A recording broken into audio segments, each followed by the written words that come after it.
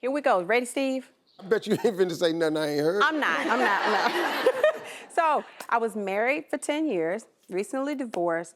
One of the things I really miss about marriage is the regular sex. I have a nice appetite for it, and, you know, I'm not really getting the action like I really needed, Steve. So, you know, I even had a maintenance man for a little while, but, you know, but that did not work. That didn't work.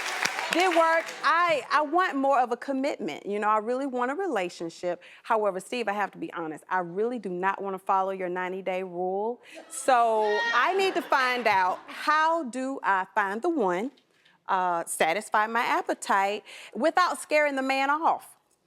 I'm sorry, if you don't want to follow his 90-day rule, which is my 90-day rule, get yourself a great vibrator.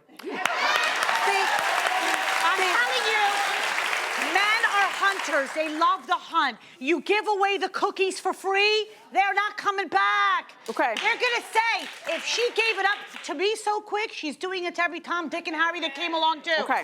You hold on to it, and there's great toys out there. Yeah, What were you gonna say? Yeah. I knew she was going to say that. I don't want a vibrator toy. Well, look, whether you do the 90 days or not, you should have a good vibrator. I mean, come on. This is about women's empowerment, for God's sake. I don't care if you have a hot man in the bed next to you. You need to take charge of your own pleasure. And if you're not comfortable with it, then we have a whole other show to do just about that. Because as women, we need to own our own pleasure. We need to get comfortable with it. In terms of you finding a partner, one of the reasons why I believe both of these two suggest the 90-day rule, and look, I don't care if it's 80 days, 90 days, what matters is how you screen the person you're with. And the problem is that when we have sex, we're women, our bodies release that oxytocin. It's the same chemical that is released when we bond with our babies, when we breastfeed. And all of a sudden we look at this person and we go, wow, they're a great partner.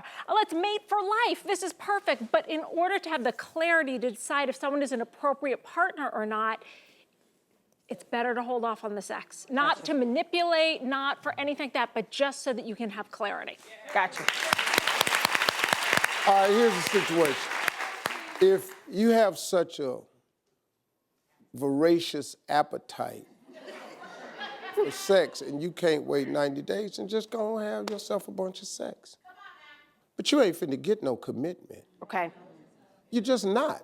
That's not how we operate as men. Because the commitment, sex to us does not mean commitment.